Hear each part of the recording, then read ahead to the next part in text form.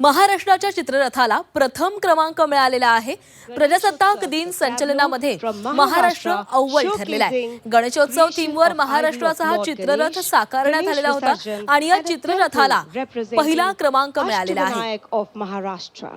तर या महाराष्ट्राच्या चित्ररथामधून गणेशोत्सव कशा प्रकारे महाराष्ट्रामध्ये साजरा केला जातो याचं हे रेखाटलेलं होतं। सुंदर अशी सुबक अशी बाप्पाची मूर्ती, कशा प्रकारे वाद्य वाजवले जातात, कशा प्रकारे नृत्यकला सादर केली जाते, हे सगळंच या चित्ररथामधून दाखवण्यात आलेलं होतं आणि याला पहिला क्रमांक मिळालेला आहे।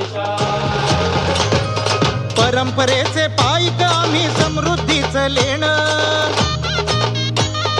स्वदेशीचा जागर आणि कला गुणांचं देणं, आनंदाचा उत्सव आमुचा निर्भरतेची आशा।